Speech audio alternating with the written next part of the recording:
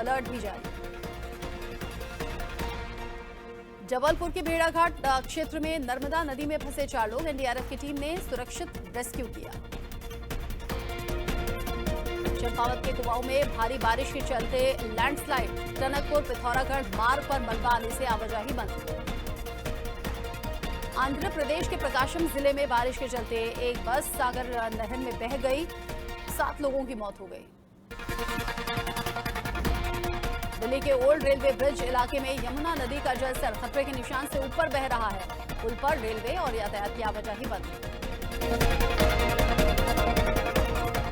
दिल्ली के India gate क्षेत्र में बारिश के कारण सड़क का एक बड़ा हिस्सा धंस गया, ट्रैफिक डाइवर्ट। हरियाणा के पंचकुला में फ्लाईओवर का एक हिस्सा सड़क की तरफ झुक गया। सड़कों पर कई जगह दरारें भी देखने को मिल रही हैं। पुलिस ने लोगों को सड़क से आसपास से गुजरने से रोका है। दिल्ली के उपराज्यपाल विनय कुमार सक्सेना ने बाढ़ प्रभावित क्षेत्रों का दौरा किया। स्क्रीन पर तस्वीरें प्रगति मैदान से हैं। हिमाचल के मनाली में भारी बारिश के बाद नदी का जलस्तर बढ़ा। बाढ़ जैसी स्थिति के बाद व्यास होटल नदी में समा गया।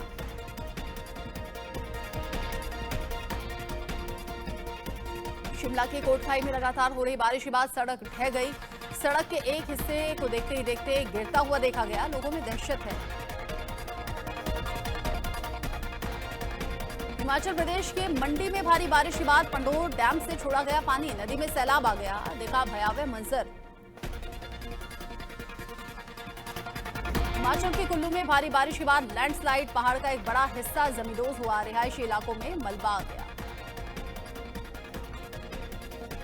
उत्तराखंड के विकासपुर में ब्रिज पार करती हुई यात्री बस नदी में पलटी। यात्रियों ने बस का शीशा तोड़कर बचाई जान।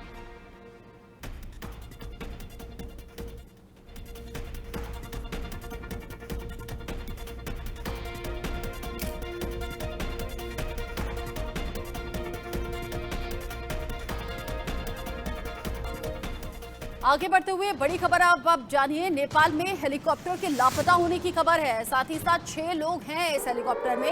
6 हेलीकॉप्टर को लेकर हेलीकॉप्टर ये लापता हो गया है। 6 लोगों को लेकर सुबह 10 बजे हेलीकॉप्टर से संपर्क टूट गया। सोलुखुंबू से काठमांडू की तरफ जा रहा था हेलीकॉप्टर।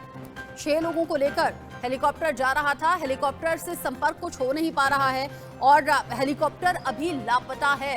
हेलीकॉप्टर के लापता होने की जानकारी भी निकाली जा रही है। साथ ही साथ 6 लोगों में बताया जा रहा है कि 5 लोग विदेशी हैं। 6 लोगों को लेकर हेलीकॉप्टर लापता हो गया। सुबह 10 बजे से हेलीकॉप्टर से संपर्क टूट चुका है। हेलीकॉप्टर से संपर्क हो नहीं पा रहा। काठमांडू जा रहा था सोलुखुंबू से ये हेलीकॉप्टर नेपाल से जुड़ा। ये बड़ा अपडेट आप जानिए। नेपाल में हेलीकॉप्टर लापता है और हेलीकॉप्टर में जो 6 लोग हैं अब उनकी जिंदगी को लेकर चिंता सता रही है और इनके सलामत होने की दुआ भी की जा रही है। 6 लोग इस हेलीकॉप्टर में सवार थे और हेलीकॉप्टर से सुबह 10 बजे के बाद से संपर्क कुछ हो नहीं पा रहा है। 6 लोगों को लेकर यह हेलीकॉप्टर जा रहा था। हालांकि हेलीकॉप्टर कैसे लापता हुआ, हेलीकॉप्टर से संपर्क क्यों नहीं हो पा रहा है, ये सब कुछ टेक्निकल दिक्कत है या मौसम की खराबी है, ये जांच अभी हो रही है। साथ ही साथ कुछ और जानकारी निकलना भी बाकी है। 6 लोगों को लेकर जा रहा था हेलीकॉप्टर। सुबह 10 बजे से हेलीकॉप्टर से कोई संपर्क हो नहीं पा रहा है। आगे बढ़ते हुए जो अगली बड़ी खबर है वो बंगाल से है। बंगाल में पंचायत चुनाव के लिए मतगणना जारी है। हावड़ा में मतगणना केंद्र पर लाठीचार्ज की खबर है। भारी संख्या में लोग मतगणना केंद्र पर इकट्ठा हो गए हैं। मतगणना केंद्र में जबरन घुसने का लोग कोशिश कर रहे थे और इसी बीच पुलिस वहां पर पहुंची। पुलिस ने लोगों पर लाठियां बरसाई और फिर हंगामा होने लगा। ये तस्वीर आप देखिए, पश्चिम बंगाल से तस्वीरें सामने आई हैं। पश्चिम बंगाल जहां पर पंचायत चुनाव को लेकर काउंटिंग का काम चल रहा है।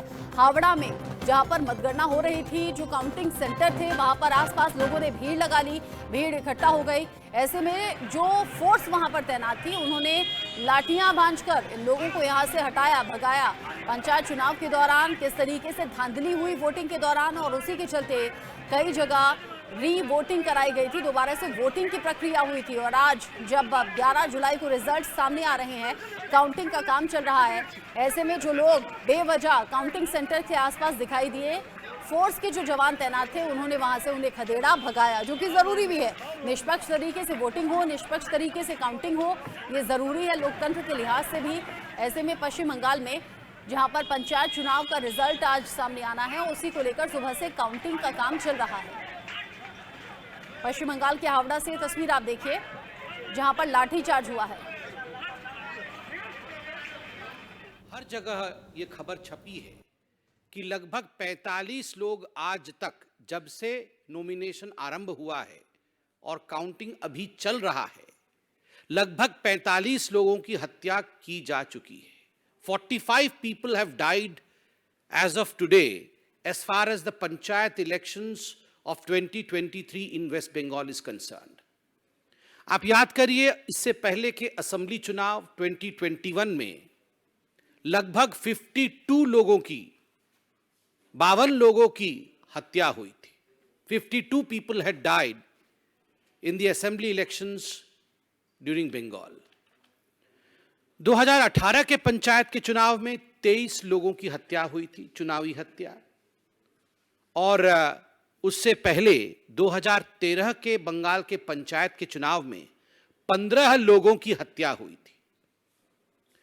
2013 में 15 लोग, 2018 में 23 लोग और 2023 जो वर्तमान का पंचायत चुनाव चल रहा है उसमें 45 लोगों की हत्या उत्तरोत्तर दिन प्रतिदिन लोकतंत्र किस प्रकार दम तोड़ रहा है बंगाल में, यह आपके सामने पेश है, संख्यावत पेश है।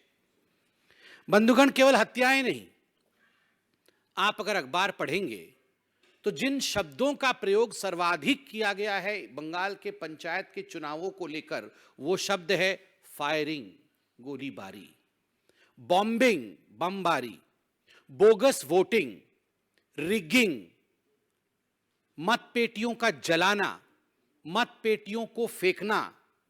कोई तालाब में फेंक रहा है मतपेटियों को, तो कोई वोट रिगिंग करके किस प्रकार से जीता जा सकता है, टीएमसी उस प्रयत्न में, उस यत्न में लगी है। जिस डेमोक्रेसी में, जिस लोकतंत्र में फायरिंग, बॉम्बिंग, हत्या, रिगिंग ऐसे शब्दों का प्रयोग होता है, उस लोकतंत्र का क्या वजूद है, आप जरा सोच के देखिए।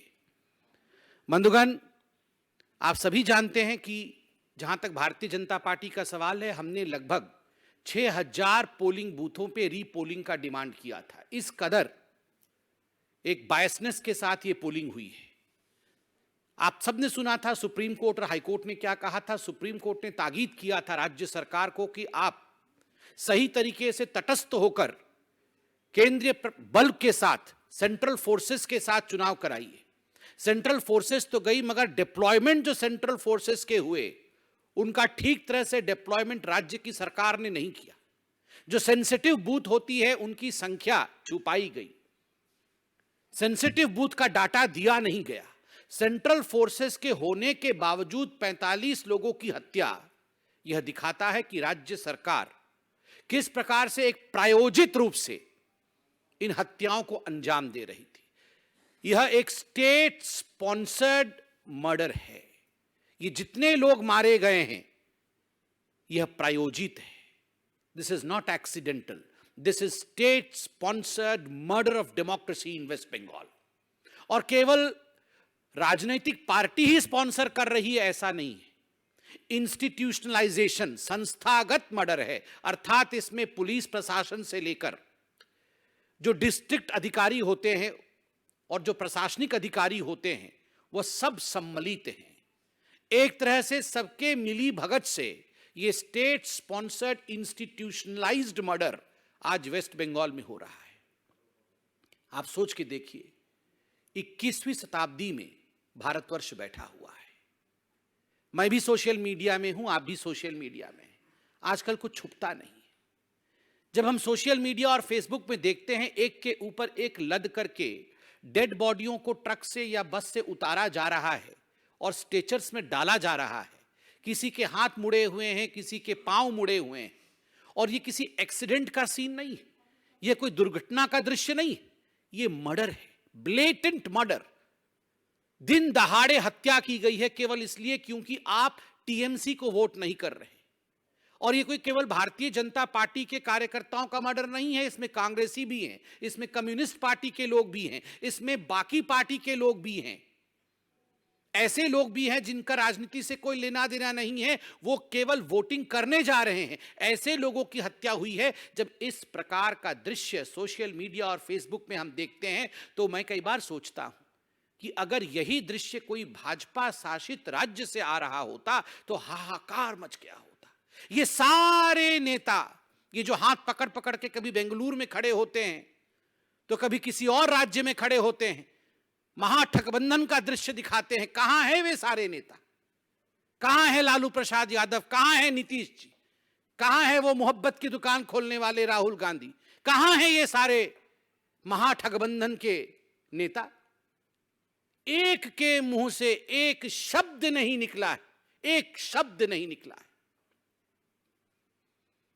राहुल जी कहां है आपका? आपकी मोहब्बत की दुकान का कोई जिक्र नहीं है। आप तो पूरे हिंदुस्तान में मोहब्बत की दुकान खोलना चाहते थे। मैं बताता हूं राहुल जी, आप आज मोहब्बत की दुकान के विषय में बात इसलिए नहीं कर रहे हैं क्योंकि आपके आकांक्षाओं का मेगा मॉल खुला हुआ है। The mega mall of your ambition. You want to become the ruler of this country by hook और बाय क्रुक। कैसे भी मैं सत्तासीन हो जाऊं, मैं सत्तारूढ़ हो जाऊं, और अगर हमारे लोग हत्या कर भी रहे हैं तो कोई बात नहीं है, वहां मोहब्बत की दुकान की आवश्यकता नहीं है। ये मोहब्बत की दुकान और मोहब्बत की दुकान की फरमान ये केवल उन्हीं जगह आवश्यक है जहां मोदी जी पे और भारतीय जनता पार्टी पे प्रहार किया जा सकता है। कोई बात नहीं अगर कांग्रेस का कार्यकर्ता भी टीएमसी के लोगों द्वारा उसकी हत्या कर दी जाए और कांग्रेस के नेता खुद बंगाल में कहे कि हमारे कार्यकर्ताओं की हत्या हुई है, उस पे भी राहुल गांधी और कांग्रेस के शीर्ष नेतृत्व की चुप्पी यह दर्शाता है कि इन लोगों का एम्बिशन कितना बड़ा है। यह लोग डेमोक्रेसी की हत्या होते हुए देख सकते हैं मगर अपने एम्बिशन की हत्या होते हुए, अपनी महत्वाकांक्षा को लुटते हुए नहीं देख सकते। मां, माटी और मानुष की बात करती थी ममता बनर्जी। मां आज बिलख रही है, रो रही है। माटी आज रक्त रंजित है। मानुष की आज हत्या हो चुकी है। और ममता जी, माफ करिएगा अगर मैं कहूं कि निर्मम बंदोपाध्याय जी ये सब मूक दर्शक बन के देख रही है तो ये अतिशयोक्ति नहीं होगी। ये निर्ममता है, ये ममता नहीं है। ये डायमंड हार्बर मॉडल है। डायमंड हार्बर जहां से अभिषेक बनर्जी लड़ते हैं, उनकी कॉन्स्टिट्यूएंसी है भाईपुओं की, और जिस प्रकार से वहां दादागिरी की राजनीति चल रही है, वहां counting agent Bharatiya Janata party और दूसरे पार्टी के काउंटिंग एजेंटों को छोड़ा तक नहीं जा रहा है। ये चारों ओर बंगाल में ये चल रहा है। काउंटिंग एजेंट अगर टीएमसी का नहीं है तो 2 किलोमीटर पहले उसे रोका जाता है। जिस दिन नॉमिनेशन भरने जाता है किसी और पार्टी का कार्यकर्ता, पहले उसे मारा जाता है, डराया जाता है, धमकाया जाता है। फिर भी अगर नॉमिनेशन भर देता है तो उसके लोगों की हत्या की जाती है। फिर भी अगर इलेक्शन हो जाता है तो काउंटिंग डे के दिन काउंटिंग एजेंट को वहां घुसने नहीं दिया जाता है। रिगिंग करने की कोशिश होती है, बम फेंकने की कोशिश होती है, और उसके बाद भी अगर हो जाता है तो किस कदर वहां दंगा की जाती है कि आज हेमंत बिश्व शर्मा जी ने भी ट्वीट करके बताया है कि कई हजार लोग बंगाल छोड़ के आज शरण में हैं असम में। यह लोकतंत्र है, यह लोकतंत्र है ममता दी। ममता जी, आपको उत्तर देना होगा, क्या यह लोकतंत्र है कि एक राज्य के लोग चुनावी गणना के दिन राज्य छोड़ करके दूसरे राज्य में वो शरण लेते हैं? और यह पहली बार नहीं हो रहा है, असेंबली के चुनाव में भी ठीक इसी प्रकार हुआ था। বাংলার গণতন্ত্র রক্ত স্নাত, এখানে ভোট হলে মানুষের প্রাণ চলে যায়, এখানে নিয়ম কানুনের কোনো বলয় নেই। মুখ্যমন্ত্রী নির্মম বন্দ্যোপাধ্যায় ও তার পরিষদদার সরকারি আইনকে ক্ষমতা টিকে থাকার মেশিনারি বানাইছেন। আমি এই ব্যবস্থার তীব্র নিন্দা করি। भारतीय जनता पार्टी इस पूरे व्यवस्था की, जिस प्रकार से हिंसा हो रही है, जिस प्रकार से लोकतंत्र की हत्या हो रही है, उसकी तीव्र निंदा करती है। धन्यवाद। कोई प्रश्न हो तो अवश्य पूछें।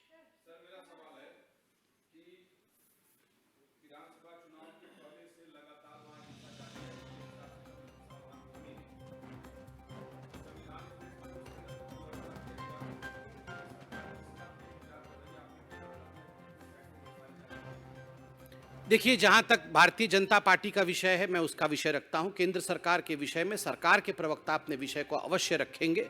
भारतीय जनता पार्टी ने एक कमेटी बनाई है, 4 दलीय कमेटी है, और ये कमेटी वहां पर हिंसा को पढ़ने, उसके विषय में जानने के लिए, उसके विषय को स्थापित करने के लिए गई है।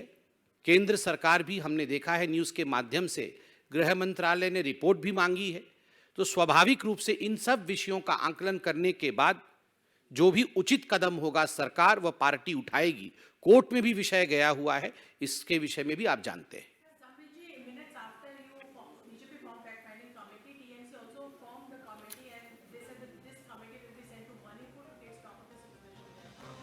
So the answer of the Bengal government is whataboutery. वहां भी हुआ है तो यहां भी होगा, क्या ये उत्तर है? 52 लोगों का मर जाना असेंबली इलेक्शन में, 45 लोगों की मृत्यु पंचायत के इस बार के चुनाव में।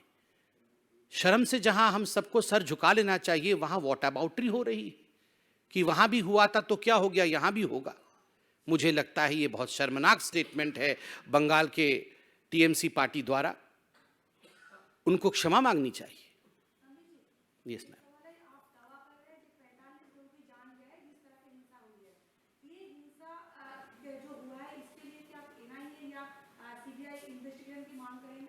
देखिए, मैं दावा नहीं कर रहा हूं कि 45 लोगों की हत्या हुई है। आज सारे अखबारों में 42+3 ये संख्या छपी है, और मैं मीडिया पे संपूर्ण विश्वास करता हूं कि जिस दिन से चुनाव घोषित हुए हैं आज तक 45 लोगों की जान गई है। मीडिया ने बहुत ही जिम्मेदारी के साथ छापा होगा, आंकड़ों के साथ छापा होगा। और जहां तक एनआईए एवं सीबीआई की जांच का विषय है, स्वाभाविक रूप से इसमें कोई दो मत नहीं है कि हमारी होम मिनिस्ट्री हो और बाकी जो पार्टियां हैं, सभी ने अपने डिमांड्स को रखा है। तथ्य के आधार पर इस विषय पर पार्टियां भी और सरकार भी आगे बढ़ेगी।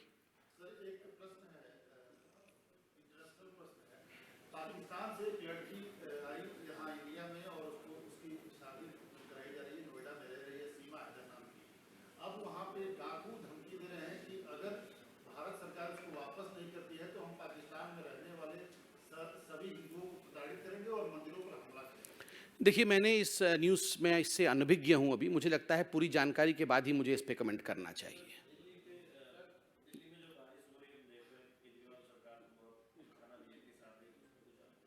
ये स्वाभाविक रूप से बारिश हो चाहे दिल्ली में कुछ भी हो, केजरीवाल सरकार और उनका एक रवैया रहता है कि दूसरों के कंधे के ऊपर जिम्मेदारी डाल देना और राजनीति करना। मुझे लगता है आज पूरे देश में जिस प्रकार से बारिश का प्रकोप है, हम टीवी के माध्यम से और बाकी माध्यमों से देख रहे हैं, ये संवेदनशील विषय है। लोगों के घर बह जाने, लोगों का जान चला जाना, ये राजनीति का विषय कदाचित नहीं है। सभी सरकारें, चाहे किसी भी पार्टी की हो, एकजुट होकर इस पर काम करना चाहिए। जिस प्रकार की ओछी राजनीति मैं देख रहा हूं, ट्विटर के माध्यम से भी कुछ लोग दोषारोपण करने का काम दिल्ली में बैठ के कर रहे हैं। मुझे लगता है कि जब चुनाव लड़ते हैं और कहते हैं कि जिम्मेदारी मेरी है, जब एडवर्टाइजमेंट पे करोड़ों खर्च करते हैं, तो जिम्मेदारी लेने पर भी तनिक सी जमीर खर्च करनी चाहिए। आगे बढ़ते हुए अगली बड़ी खबर मध्य प्रदेश के देवास से इस वक्त मिल रही है। देवास में ज्योति मौर्य जैसा मामला सामने आया है। देवास में यहां पर पत्नी ने पति को धोखा नहीं दिया है, बल्कि यहां पर केस उल्टा हुआ है। पत्नी ने घर घर जाकर बर्तन मांजे, पति को पढ़ाया। सरकारी अफसर बनते ही पति ने दूसरी शादी कर ली। यहाँ पर उल्टा केस सामने आया। उधर ज्योति मौर्य ने पढ़ाई लिखाई के बाद, एसडीएम बनने के बाद पति को छोड़ने की बात कही। और यहाँ मध्य प्रदेश के देवास से खबर यह है कि पत्नी घर घर जाकर काम करती रही, बर्तन मांजती रही, लेकिन यहाँ उलट हुआ। यहाँ पति ने पत्नी को धोखा दिया और अब जैसे ही वो पढ़ लिख कर अफसर बन गया, आगे बढ़ गया, उसने पत्नी को छोड़ दिया और दूसरी शादी कर दी। देश भर में ज्योति मौर्य केस की बहुत ज्यादा चर्चा हो रही है और उसके बाद से कई केसेस ऐसे सामने आए हैं जिसमें पति अपनी पत्नियों को पढ़ा रहे थे, लेकिन उन्होंने इस केस के सामने आने के बाद अपनी पत्नियों की पढ़ाई छुड़वा दी है। देश के अलग अलग हिस्सों से इस तरह के केसेस सामने आए हैं, लेकिन यहाँ मध्य प्रदेश के देवास से मामला सामने आया है। ज्योति मौर्य केस के ठीक उलट सोशल मीडिया पर भी इस बात की खूब चर्चा होती है कि ज्योति मौर्य का एक केस क्या सामने आ गया। आदमियों ने अपनी घर की महिलाओं की पढ़ाई बंद करवा दी, जबकि इस केस को कोई नहीं उठाता जिसमें कि आदमी दूसरी महिला से संबंध बनाते हैं या फिर अपनी पत्नी को छोड़कर धोखा देकर दूसरी शादी करते हैं। और अब इसी तरह का केस मध्य प्रदेश के देवास से सामने आया है, जहां पर ममता नाम की ये महिला है जो घर घर जाकर काम करती रही, बर्तन मांजती रही, दूसरों के घर काम किया, 4 पैसे जुटाए और पति की पढ़ाई लिखाई में कोई रुकावट उसने अपनी मेहनत के चलते आने नहीं दी। और अब खबर सामने आ रही है, जब पढ़ लिख कर कामयाब हो गया है पति, अफसर बना है, सरकारी नौकरी लगी है, तब पति ने दूसरी शादी कर ली है। अब जो ममता नाम की महिला है, पीड़ित महिला, ये दर दर की ठोकरें खाने के लिए मजबूर हो गई है। साथ ही साथ इंसाफ के लिए लड़ाई भी लड़ रही है और ये बता रही है कि मैं पहली पत्नी हूँ, मुझे बिना तलाक दिए दूसरी शादी मेरे पति ने कर ली है, वो भी उन कंडीशंस में जब मैं अलग अलग घरों में जाकर बर्तन मांज रही थी, काम कर रही थी और अपने पति को आगे बढ़ने में मदद की। मध्य प्रदेश के देवास का ये केस एक सबक है, जहां एक तरफ देश में ज्योति मौर्य के केस की खूब चर्चा हो रही है, वहीं इस तरह का केस जहां पर पति ने पत्नी को छोड़ दिया, वो भी आर्थिक हालातों के बीच में, आर्थिक हालात पर अब जब चैलेंजिंग सिचुएशन के बीच में जब पहली पत्नी घर घर जाकर काम कर रही थी, दूसरों के बर्तन मांज रही थी, 4 पैसे कमा रही थी, इन्हीं विपरीत परिस्थितियों में पति के पढ़ने लिखने में कोई भी रुकावट पत्नी ने नहीं आने दी। इस ख्वाब के साथ कि पति आगे बढ़ेगा, पढ़ेगा, अफसर बनेगा तो शायद घर के हालात ठीक हो पाएंगे, आर्थिक स्थिति बेहतर हो पाएगी। लेकिन पति ने सरकारी अफसर बनते ही दूसरी पत्नी से शादी रचा ली। अब जो पहली पत्नी है वो लाचार है, बेबस है, इंसाफ की गुहार लगा रही है। पीड़ित महिला यानी कि इस शख्स की पहली पत्नी ममता हमारे साथ जुड़ गई हैं इस वक्त। ममता, आपके पति ने क्या किया, किन हालातों में आपने दूसरों के घर जाकर काम किया, अभी आप क्या चाहती हैं?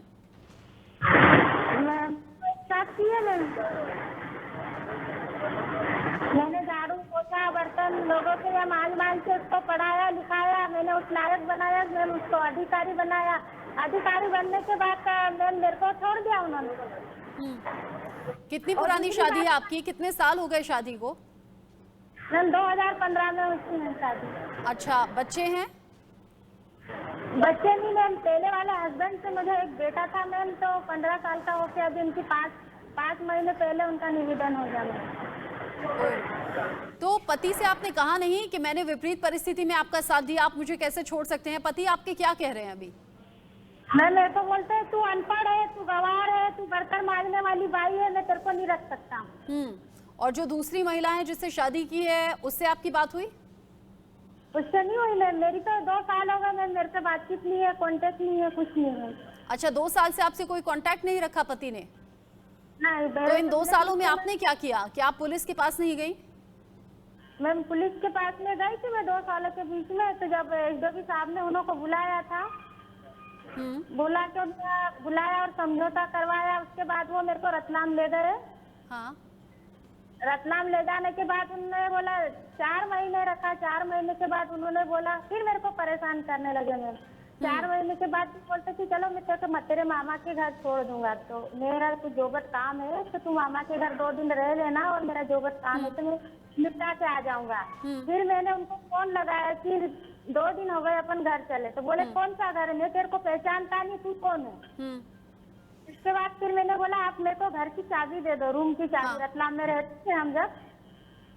हाँ। तो चाबी नहीं दी। मैंने बोला मैं घर आ रही हूँ चाबी लेने के लिए। बोले आप चाबी लेने यहाँ घर आओगे तो मैं तुमको मरवा दूंगा। अच्छा ममता, ये बता दीजिए, जो दर्शक अभी अभी हमारे साथ जुड़े हैं वो जान लें कि आपके पति कौन से विभाग में कहाँ काम करते हैं, और ये भी बताइए कि आपने पति के विभाग में जाकर इस करतूत की शिकायत की है? नहीं मैम, अभी आई हूँ मैं। पहले गई थी मैम वहाँ जहाँ रतलाम में, तो वहाँ सब उनके बॉस को मैं बोल के आई थी, बस इतना जानकारी है मैम। ठीक है, अब यहाँ आई हूँ देवास में। ठीक है ममता, आपकी आवाज हमने उठाने की कोशिश की है और इस उम्मीद के साथ कि जो संबंधित विभाग हैं वो आपकी बात सुनेंगे और आपको इंसाफ जरूर मिलेगा। ये अपने आप में अलग एक केस, ज्योति मौर्य के केस के बाद, जहां ममता विपरीत परिस्थिति में दूसरे के घर झाड़ू पोछा बर्तन करती रही और पति ने दूसरी शादी कर ली अफसर बनने के बाद। शुक्रिया ममता हमसे बातचीत के लिए। इसी खबर के साथ छोटा सा ब्रेक यहाँ पर ले रहे हैं, लौटेंगे।